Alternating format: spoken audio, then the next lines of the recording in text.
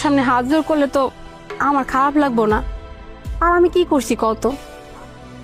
আমি তো আমার স্বামীর দায়িত্ব পালন করছি। তুমি আমার স্বামীর ছোট ভাই, অনেক আদরের ভাই। আর তুমি তো আমারও ছোট ভাইয়ের মতো, তাই না? আমার স্বামী বেঁচে থাকলে তো হ্যাঁ এই কামটাই করতো। হের ভাইয়ের স্বপ্ন পূরণের লাগিয়া পুরো জান লাগাই দিত।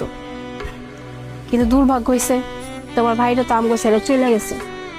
কিন্তু আমি তো আছি, আমি থাকতে হের ছোট ভাইয়ের স্বপ্ন পূরণ হইব না? এটা কি হয় কও? এই লেগে তো আমার কাছে আমার শেষ সম্বল যা ছিল, আমার স্বামীর শেষ স্মৃতি, এটা বেচে দিয়ে আমি তোমার পড়াশোনা টাকা দিছিলাম। এই নিয়ে আমার বিন্দু পরিমাণ আফসোস নাই। কেন জানো? ওই যে আমার স্বামী থাকলে এই কাজ করতো, তো বরং আমার আর ভালো লাগতেছে যে আমার স্বামীর ইচ্ছাটা আমি পূরণ করতে পারছি।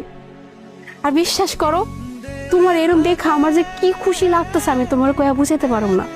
মানে আমার সামনে আমার স্বামীর ছোট ভাই মস্ত বড় অফিসার হয়ে দাঁড়ায় আছে। ইস, আজকে যদি তোমার ভাইটা থাকতো কত খুশি হতো, একবার চিন্তা করো তো। ভাবি, একটা ভুল কথা বলে ফেলছো। এই টাকা পয়সা বাড়ি গাড়ি সবকিছু শুধুমাত্র আমার না, তোমার, আমার ভাতিজির, আমাদের। ভাইটা মরে যাওয়ার পর থেকে অনেক কষ্ট করছো ভাবি। আমার এই ভাতিজিও কম কষ্ট করে নাই। আমি আমি আর তোমাদেরকে এই অবস্থায় দেখতে পারবো না। আমার অ্যাসিস্ট্যান্টকে আমি ইচ্ছা করেই পাঠাইছিলাম তোমার কাছে। তোমরা আর এখানে থাকবা না, আমার সাথে আমার বাড়িতে থাকবা। তোমার কোনো কাজ করতে হবে না, বাড়িতে সমস্ত কাজ করার জন্য কাজের লোক আছে ভাবি। তুমি শুধুমাত্র এখন রাজরানীর মতো পায়ের উপর পা তুলে বসে বসে খাবার বিশ্রাম করবা, আর কিচ্ছু না। আর আমার ভাতিজির জন্য যা করার আমি করব। ওকে এই শহরের সব থেকে বড় স্কুলে আমি ভর্তি করাবো।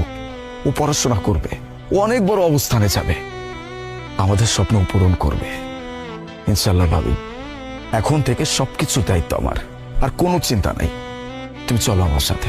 না রে ভাই, তুমি যে আমগো লাগে এতটুকু চিন্তা করছো, বিশ্বাস করো এতেই মেলা খুশি হয়ে গেছি। আমগো লইয়া তোমার আর চিন্তা করতে হইব না। আমরা যেখানে আছি ভালোই আছি। বরং তুমি আন তোমার জীবনটা সাজাও।